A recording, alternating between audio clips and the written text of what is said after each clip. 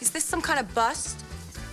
Well, it's very impressive, yes. Hey, if you thought that was impressive, wait till you see what I have in store for you in this video. Don't go anywhere, we're coming right back. Cue the video opening.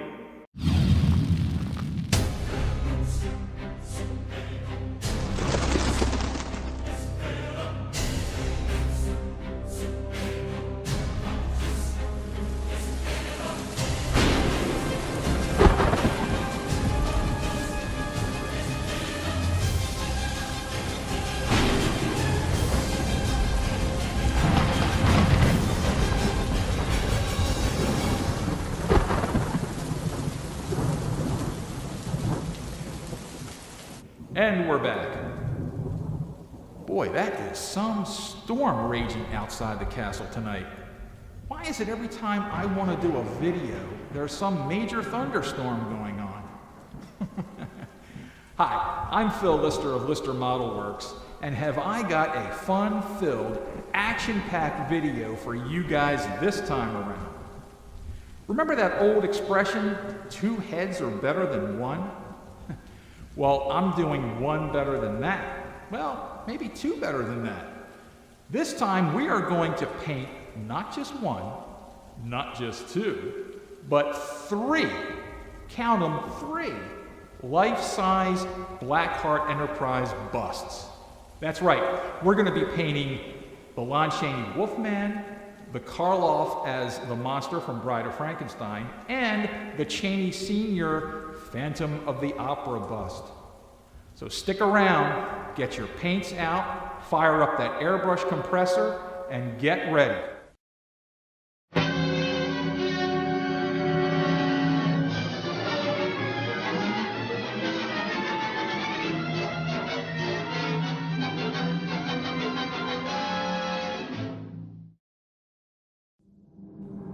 Okay, so here it is, the Wolfman. This is the first one up in the video. Excellent sculpt by Jeff Yeager. I mean, really, really good. Very clean casting, very crisp. And as with any model kit, the first order of business, of course, is to wash it in warm soapy water. Then I took him outside, and through the magic of video, he's already been primered, and he's ready to paint. So the first order of business was to decide that I wanted to do the flesh areas first, since that was the undermost layer. And I wanted to do the flesh tone roughly the same shade as the hair. And I watched, or I found some reference photos on the internet, and sure enough, the fleshy areas, at least as far as tonal value were concerned, looked pretty close to the color of the hair. Even the nose wasn't a stark black. It looked like it might just be a shade or 2 darker than the flesh areas. So that was the plan of attack, and I was actually doing this for a client, and he was in total agreement, and he also wanted the shirt painted green. But anyway, getting back to the face, like I said, the first order of business was the flesh areas, then the hair.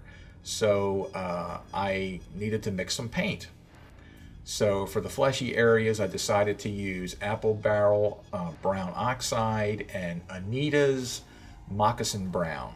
And I really enjoy using craft paints. I find that they work really, really well.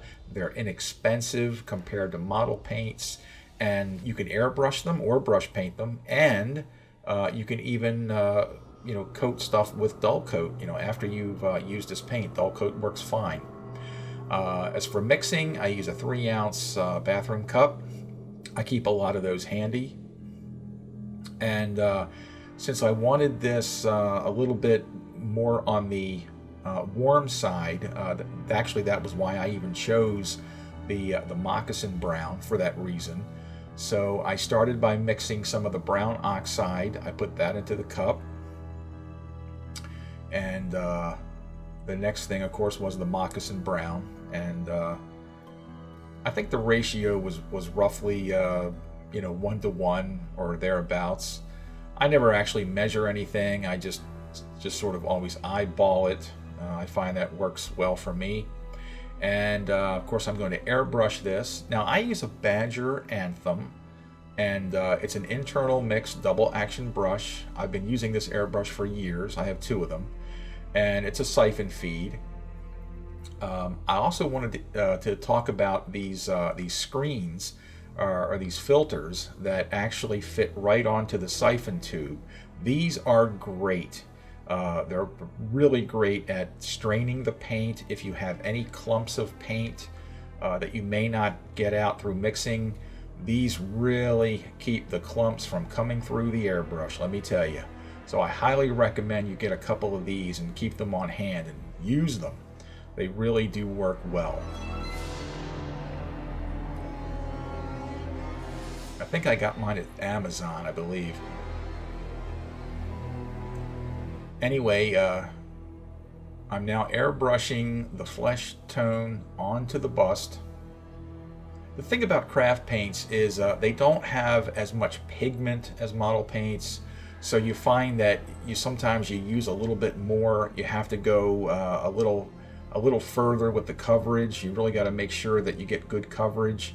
And of course, what I like to do is I like to put a coat on, and then I take a hair dryer and I speed dry the paint with that, and then double check it. And if I see any of the primer showing through, then I hit it again. I just keep going until I get everything covered.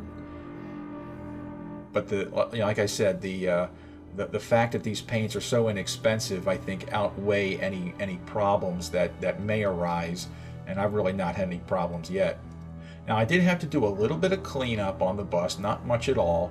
It was a very clean casting, and now the next order of business will be to do the eyes. I'm going to paint the white areas of the eyes before I do any other work on the face.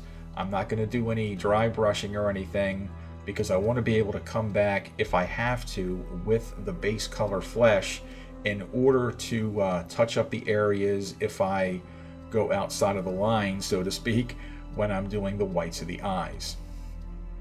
And again, I'm not using a stark white, a pure white here. It's sort of a pale gray. So I took a little, probably a drop or two of black and added it to white, and that's what I end up using for an eye color.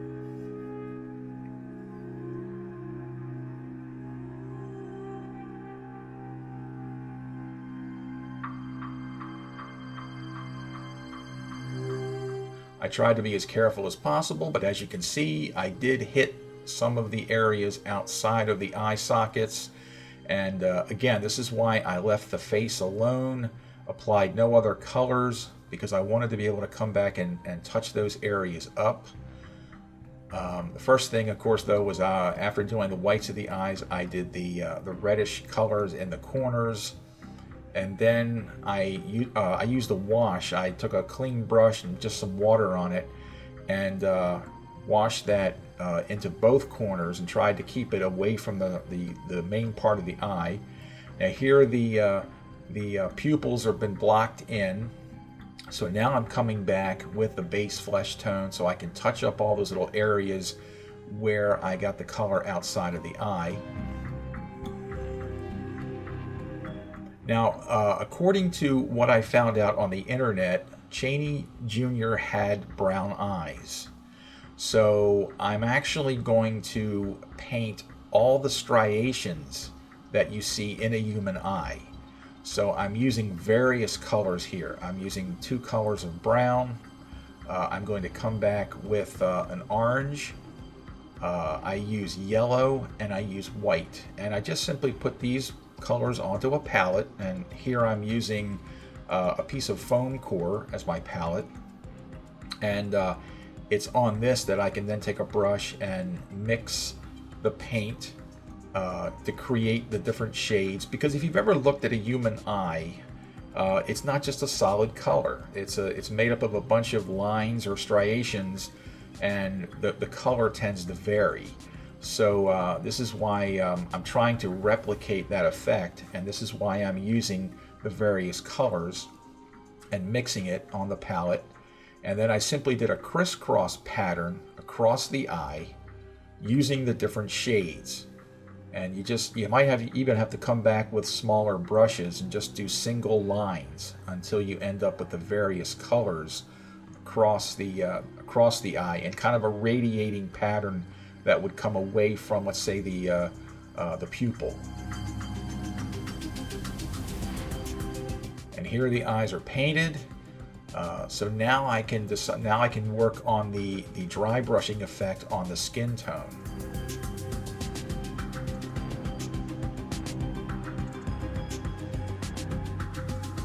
Now for this, I've got a different palette. I sometimes switch between foam core and paper plates, whatever is handy. I mean, you can obviously buy paint palettes of all different shapes and sizes. I just go El Cheapo and use whatever's on hand. And again, with the dry brush color, I want to vary the tone a little bit. I very seldom ever use paint right out of the bottle in that color. It all depends on what I'm painting, but here again, I'm using various colors. I'm using an orange, I'm using a medium brown, I'm using an ivory, and of course, when you dry brush, it's always a dark to light process. Over a darker base coat, you're going to come back with a dry brush color of a lighter shade. And what I have found is that shade shouldn't be that contrasty. A little contrasty, but not very contrasty. So here I'm mixing just a lighter version of what's already on the face. And I'm getting rid of the excess paint, just like you would any other dry brushing job. So you scrub that brush until you have barely any paint on it at all. And of course you can look at the paper towel and see that that's the effect you want on the model. So then we just rub it against all the texture, and that really brings out all the texture. You can already see here the difference that dry brushing has done. You can see all the pores, all the texture, all the lines, the wrinkles. All of that has been brought out through dry brushing. And if you look at this, on the left is before the dry brushing, so it's all just monotone, solid color. And then when you look at the one on the right, after dry brushing, you can really see a huge difference. So dry brushing can really make a huge difference in the overall look of a model. Okay, so now I'm about to do the hair. And for the hair, I'm starting with a very dark chocolate brown. So this was a dark brown mixed with black. Again, as I said, I use very few colors straight from the bottle. And of course, because I'm going to airbrush this, I had to mix it down anyway. And for airbrushing, even with these craft paints, you want it about the consistency of whole milk. Whole milk, or maybe even a tad bit thinner. That's the biggest problem a lot of people make when airbrushing. The number one mistake is they always mix their paint too thick, and that's what clogs up the airbrush. Now here I've got the pressure set fairly low, probably about 15 to 20 psi, and this way I can get in fairly close, and I can get right to the edge of the hair. And even if it feathers, even if it sprays a little bit beyond the hair, that's fine. Because when I come back and dry brush the hair, it's all going to blend. It's all going to homogenize, if you will, so that everything will be blended, and you'll have a nice soft edge where that hair meets the flesh. So when you're working this close, you have your air pressure set low. As you get further away, you can increase the air pressure. If you want to learn more about airbrushing, I highly recommend my video, Figure Model Airbrushing. It's available as a digital download on my website. So go there, and for a few bucks, you can download Figure Model Airbrushing, and I cover everything from airbrush selection all the way through troubleshooting and cleaning. Now here's the model once the fur's been airbrushed on. Now for protection, of course, I'm using Tester's Dull Coat, Now, there is an alternative to Tester's dull coat if you find it rather expensive. I found Treehouse Studios clear acrylic matte coating. Now this stuff really works well. It dries flat, and of course, as long as your paint finish is very, very flat, it will dry flat. And I use Treehouse Studios acrylic coating in between dull coat. So I may use dull coat as a final coating once the model is finished, but everything in between, I'll use the Treehouse Studio stuff. Now I'm going to dry brush the hair to lighten it up and to really bring out the texture, just like I did with the skin tone. And again, you know, it's a dark to light process, which is why I started with a chocolate brown as a base coat. Now I'm coming back with a lighter tone, and you can see if you look at the edge where the fur meets the skin, we're getting a very soft edge. We're really blending that well there so that it looks as though it's hair on his face. And that's the object. You want to blend all this stuff together, and you can see how the lighter tone is really bringing out all that texture and all that hair. You know, sculptors spend a great deal of time sculpting in all of this texture. You want to take advantage of that, and so that's why dry brushing is around. That's why it exists. Some say that dry brushing is overrated. Well, I beg to differ. I think dry brushing on models is extremely important for detail, to really bring out all that detail. And again, this was a really fantastic sculpt. I think Jeff Yeager has outdone himself with this one.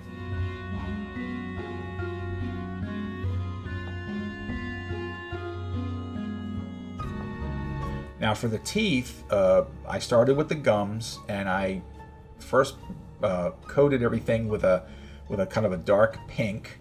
Then I came back with a slight orangish brown wash because I wanted to grunge up the gums as well as the teeth. So I did a kind of a wash which toned everything down. Then I used straight ivory, straight out of the bottle. Hey, there's something different.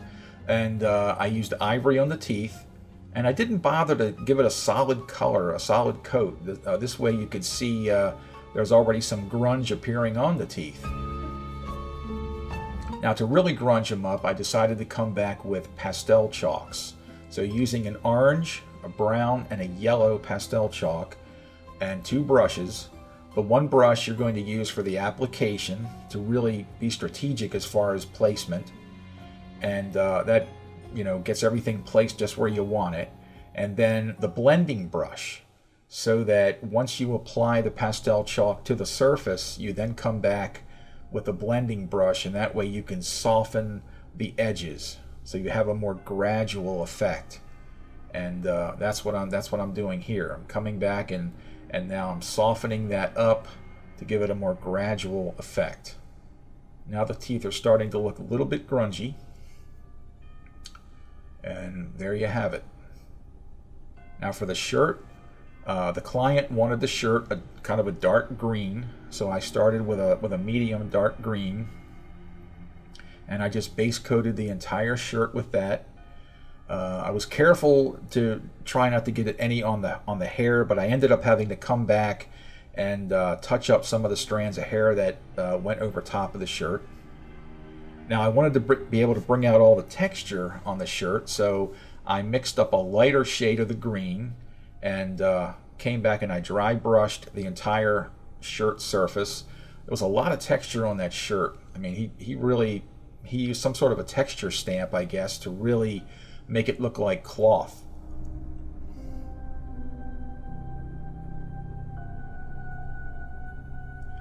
And there you go. There's the dry brushing done to the shirt, and you can really see the texture of the shirt now as well. Even the button stands out. Now for the eyes, it was time to gloss up the eyes as well as the mouth. Now you could use Future Floor Wax. I've used it many times myself, and I still use it on smaller scale stuff.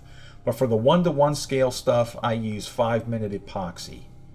Because with Future Floor Wax, you're going to have to apply coat after coat after coat. With 5-minute epoxy applied to those eyes, It's one coat. But just be forewarned that if you're going to use epoxy, you're going to sacrifice a brush every time you use it. Because once you have epoxy on that brush, there's no getting it off. So just bear in mind that depending on how many busts you've got to do, every time you go to use epoxy on those eyes, you're going to, there's a brush in your collection that's going to take one for the team, so to speak. So what you're going to do is you're going to mix equal amounts of part A and part B. You have to make sure you mix equal amounts, because if you don't, the epoxy will not set. And I simply take a toothpick and I just mix it up. And when you first start mixing, it looks a little bit cloudy. Well, don't let that scare you. After you mix it a little bit longer, it'll start to clear up. This is a chemical reaction between both parts, and this stuff does tend to warm up some while it's curing. So you just mix it up really good. Make sure you've got it thoroughly mixed, both parts together. Just mix them as one. And then once you have it thoroughly mixed, you're ready to go. But bear in mind, you've got like 5 minutes working time before that stuff starts to even set. So you're going to take that brush you're going to throw away, and you're going to put some on the brush and just drop it down on the eye and just sort of swish it around inside the eye, get it in both corners, and try to even it out along the surface, because as that stuff starts to set, you may without realizing it leave brush marks in it. So you got to work quick. You got to get that stuff in there, swirled around, and then just let it set. And it's like future floor wax as far as self-leveling. It will self-level. And voila, there you go. The eyes are nice and glossy, and boy, do they look wet. That epoxy is great stuff. Now, when it came to the mouth, I simply used a little bit of future floor wax, probably 1 or 2 coats, because I didn't want a super high gloss. And once I glossed up the eyes and the mouth, that was it. The Wolfman bust was now complete and ready to display.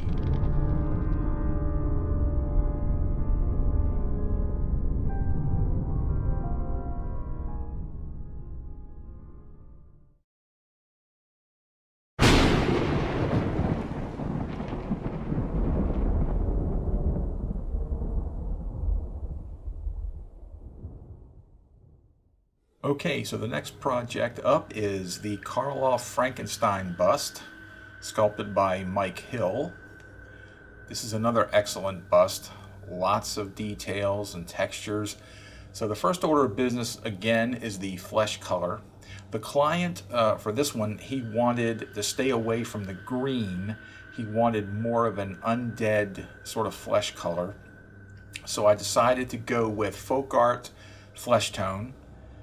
This is kind of on the peach side, I guess you could say. It's not a very warm color, although it's not a grayish purple color either. But I wanted to start with this color as the base flesh.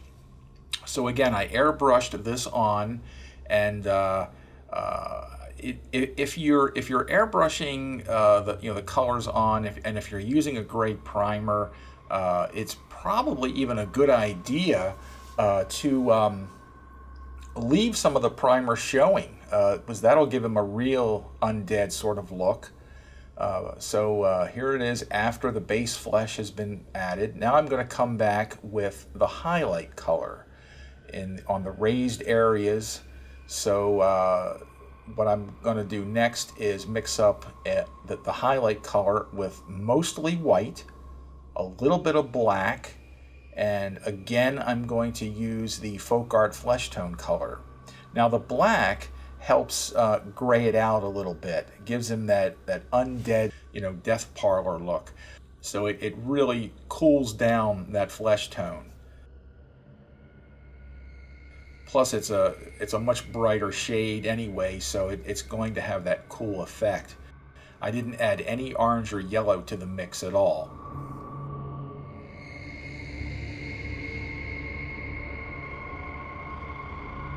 You just want to hit that on all the raised areas just to make the highlights really stand out. So the end of the nose, the bridge of the nose, above the brow, on the forehead, the high cheekbone areas, along the jawline and the chin, and even on top of the areas like where the laugh lines are at the sides of the nose.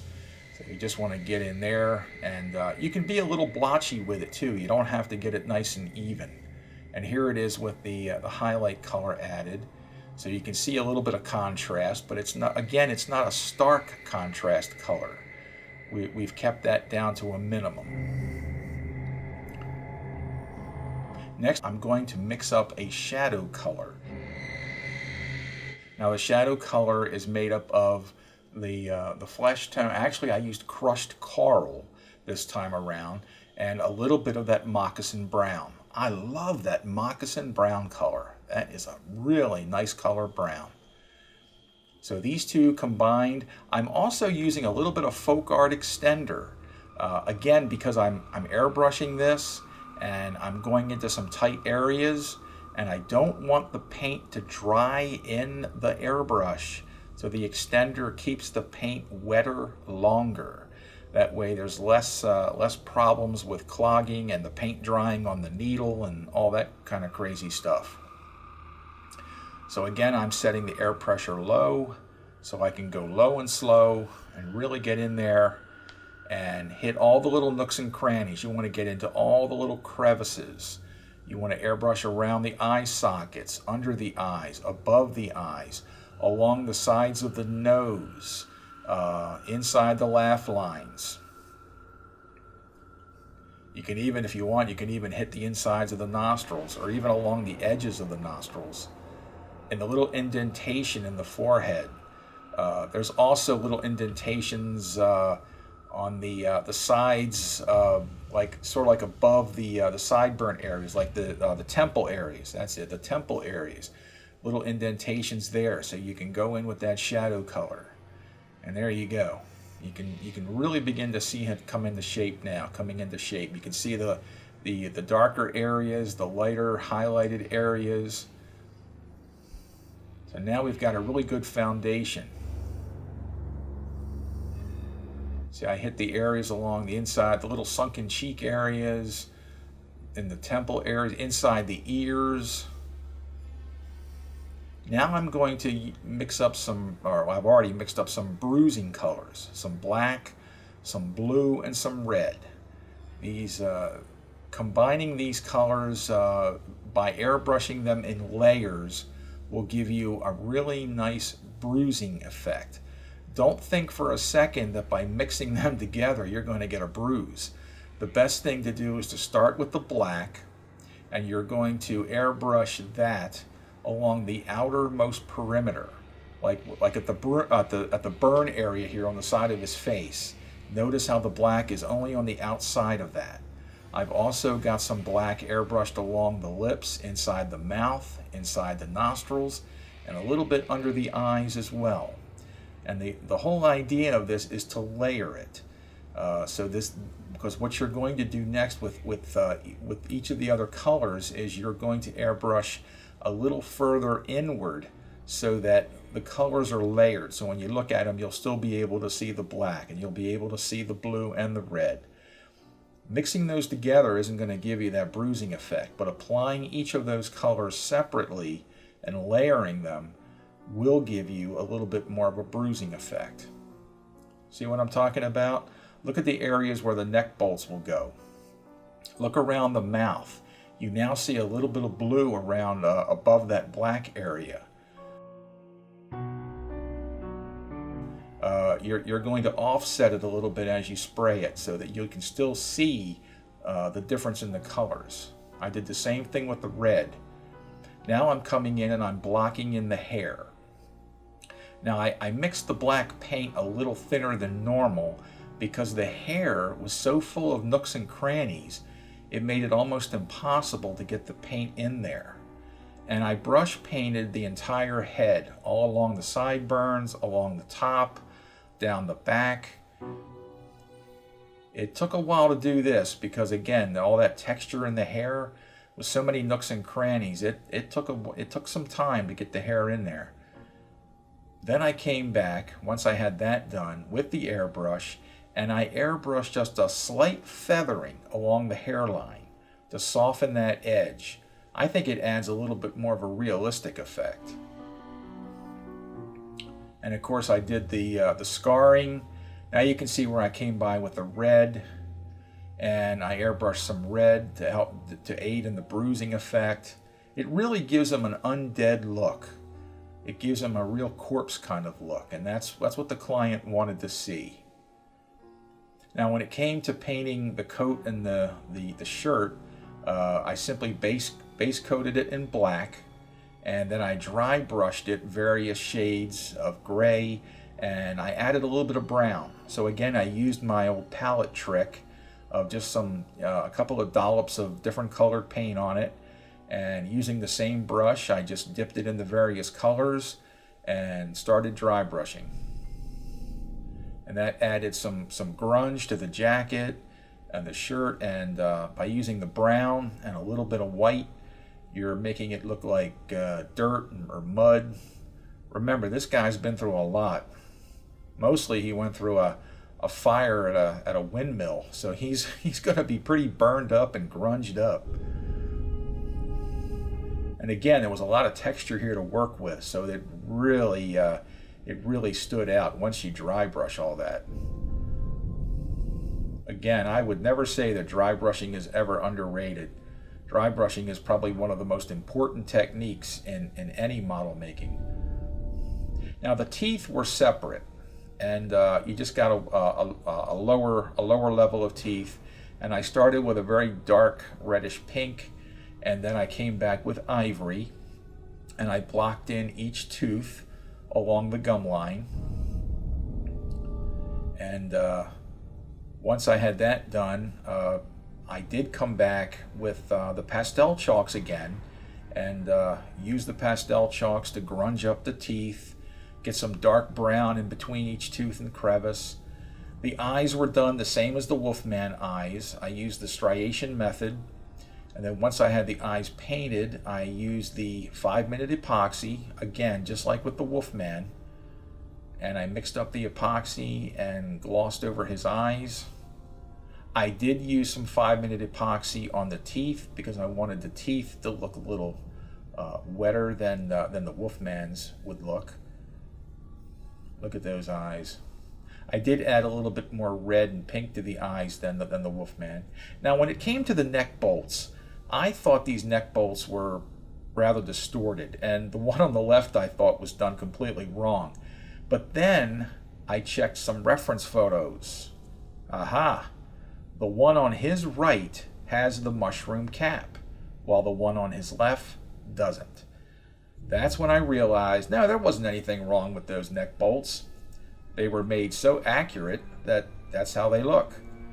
So just remember, the one with the mushroom cap goes on his right, and the one without the mushroom cap goes on his left. I did have to clean them up a little bit. They were pretty well tarnished, being white metal, so I used a polishing wheel on the Dremel, and with that I was able to clean up those neck bolts really well. I wanted them shiny. I wanted them to look metallic. And of course the polishing wheel does a really nice job. It really shines up the white metal parts really well. And here they are in place. I just used a little bit of super glue. I painted the clamps silver, just using Tester's metallic silver. And I touched up a few areas where I wanted some blood. And voila, the bust is now complete.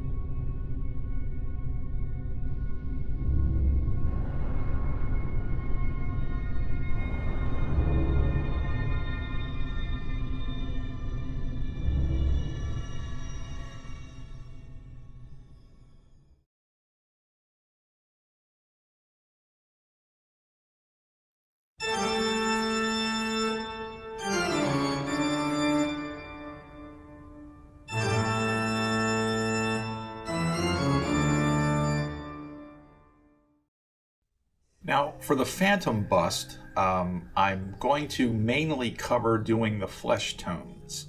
I'm not going to go in depth on painting the actual base, the clothing. I'm going to cover mainly doing the flesh tones, the bruising effects, as well as the veins under the skin. Now, as you can see here, the bust does disassemble. So there's actually 3 pieces. The head is separate, thank God, because this thing weighs a ton. It is solid, I think it's polystone. Anyway, here's the head. Again, an excellent sculpt by Jeff Yeager. I mean, this was a really clean casting. No pinholes, no seams. I didn't have to do any cleanup at all. As a matter of fact, it already comes primered. Just look at the detail, the wrinkles, look at the teeth. I mean, this was really one fantastic sculpt.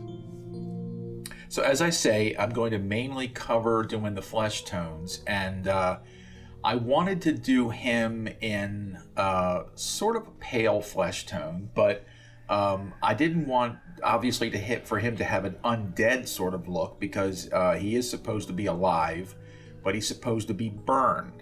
I believe it was a chemical burn. So I used a kind of a medium flesh tone, and I started by airbrushing that over the entire face. I wanted to get really good coverage. I didn't want any of the gray to show through at all, because again, I wanted that alive sort of look.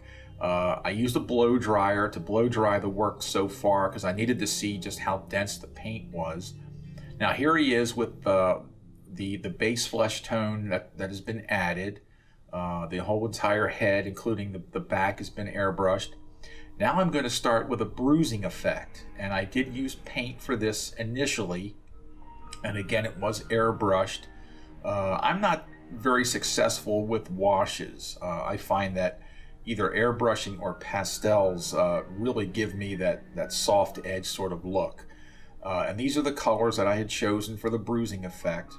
Actually, these are the colors for the veining under the skin. And when you do that sort of thing, you've got to make sure that your airbrush is set at a very low pressure. I'm going to be applying some veining along the temples and along the back of the head. And again, we want these very fine. And again, I'm using a Badger Anthem. I'm not using a $200 or $300 airbrush for this. And I don't even have a stop where I can set it, any sort of micrometer setting. I'm just simply pulling the needle back ever so slightly, so that I'm just barely opening the airbrush. And it does take a little bit of work, a little bit of trial and error. It's hard to get it on the first try. Sometimes the paint mix may be a little off, so you really have to experiment at times to get the paint set just right, just the way you need it, and to open the airbrush nozzle just enough so you get those fine lines. The Badger Anthem is really an excellent airbrush, and it's priced fairly well. I think I may have paid barely $100 each for these, and you can really get some fine work out of them. You don't need to spend $300 or more on an airbrush to get fine lines. I can do pencil thin lines with this airbrush with no problem. But again, the only thing you don't have is any sort of setting that you can set it and have a stop where the needle remains open just a certain amount. You can manually open the needle and pull it back just ever so slightly, but I find it actually works better if you close the needle off all the way and simply use the trigger to pull back just ever so slightly. Notice when I pull this back, you see how the needle goes in just a little bit. And that's all you need in order to get those pencil thin lines for doing the veining under the skin. Now, I also use Badger Reg Dab needle juice. This stuff is really essential, and I got it here off of this website, which was bakedeco.com. They had it for the cheapest price. It was only $3.65 a bottle. So I went ahead and ordered 2 bottles. One bottle lasts you, a pretty long time because you only use a few drops, and you just simply put a few drops on a cotton swab, and then just rub the needle with the reg dab, and it lubricates everything and also helps keep the paint from sticking to the needle. Now here I was testing some fine lines on a piece of paper just to see where I was as far as air pressure and paint viscosity. And I was getting it close. I had to back off on the trigger a little bit. I think I even had to reduce the air pressure slightly. And the key thing, as with airbrushing any fine lines or getting in close, is low and slow. Low air pressure and go slow. And you've got to keep that airbrush within about 1 inch or less away from the surface. And that'll give you some really fine lines. You just got to make sure that that paint is mixed to the proper consistency. The consistency of that of whole milk, or perhaps even a tiny bit thinner. And by using some folk art extender, you add a few drops of that folk art extender to the mix, and that will help keep the paint from drying inside the airbrush, especially around the nozzle, so that you won't have any clogs. Now here's some veining done to the back of his head, and I just simply held the airbrush close, and while I was spraying, I just kind of wiggled the airbrush around. Now this was before it was even coated again with a base coat. These are just the initial sprays of the veins. I did come back later on and faded them back even a little bit more, but again, these were all done with a Badger Anthem airbrush. Now I'm going to spray a shadow color, just like I did with the Frankenstein, and I'm using the Moccasin Brown, the Folk Art Skin Tone, and Apple Barrel Flag Red, mixed at my own ratio preference, if you will, to get the proper color. You may decide to use different colors. And these are the colors I chose for the highlight color. So the skin tone again, and then I used light flesh, added a little bit more of that to the skin tone for the highlight color that I then airbrushed onto the raised areas. And you can see here, I airbrushed the highlights, and you can already see that the shadow color has already been airbrushed into all the recessed areas, all the little nooks and crannies. Now, when it came to doing some additional bruising effects, I used pastel chalks, because again, washes for me just don't seem to work right. I don't have very much luck with washes. So I started with the pastel chalks, and again, you use one brush to apply them, and you kind of work them around. Then you come back with your clean brush, nice soft brush, camel hair brush, and you just blend it. And that way you get those nice soft edges, because that's what you're after. Now you could airbrush this if you wanted, but again, I think for certain applications, I find that pastel chalks work really well, and you seem to get a much finer control.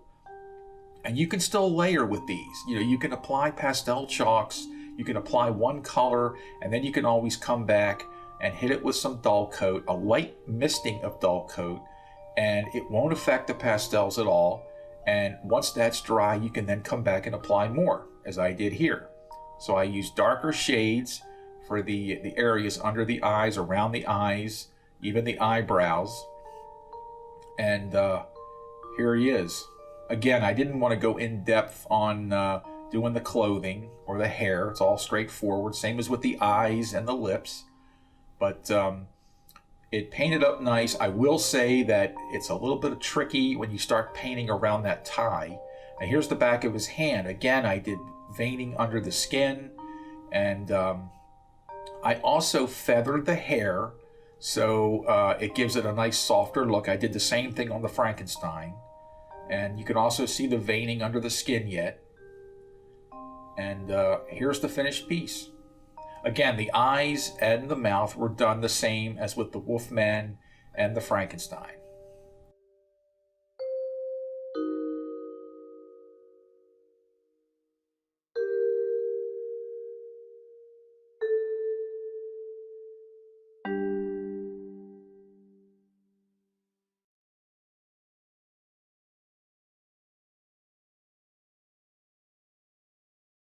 Well, that's it for this video. I hope you guys really enjoyed this one.